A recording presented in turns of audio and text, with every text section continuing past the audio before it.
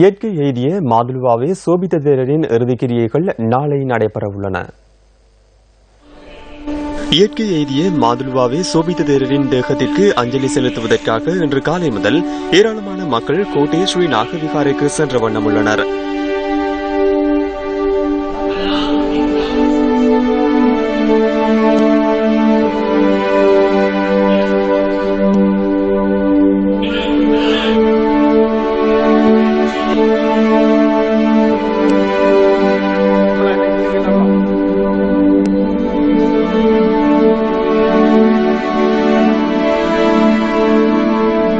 மாதுலுவாவே சோபித்த நாயக ஹாමුදුරෝ යනු மாதுலுவாவே சோபித்த தேரர் போதைப்பொருள் ஒழிப்பு மோசடிக்கு எதிராக அதிக அளவில் குரல் கொடுத்தவராவார்.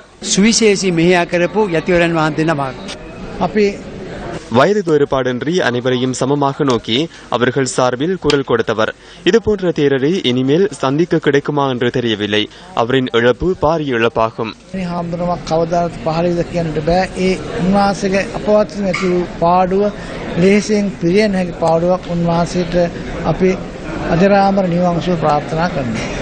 கணிதக்குரிய மாதுலுவாவே சோபித்த தேரருடைய இழப்பானது இந்த நாட்டுக்கு பெரிய இழப்பு.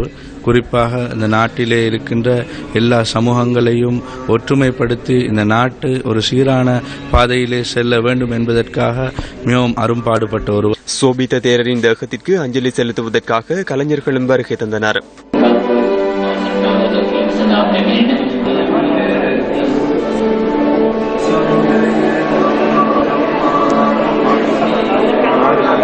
மதகுருமார்கள், அரசியல்வாதிகள் உள்ளிட்ட பலரும் சோபித்த தேரரின் தேகத்திற்கு அஞ்சலி செலுத்தி வருகின்றனர். நாளை மதியம் 12 மணி வரை மாதுலுவாவே சோபித்த தேரரின் தேகம் கோட்டை ஸ்ரீ நாகவிகாரையில் வைக்கப்பட்டிருக்கும். அதன் பின்னர் அன்றைய தினம் பூரண அரச மரியாதையுடன் ஸ்ரீ ஜெயவர்தனபுர கோட்டை பாராளுமன்ற வளாகத்தில் இறுதிக்கிரியைகள் நடைபெற உள்ளன. அத்துடன் அன்றைய தினம் தேசிய துக்க தினமாகவும் பிரகடனப்படுத்தப்பட்டுள்ளது.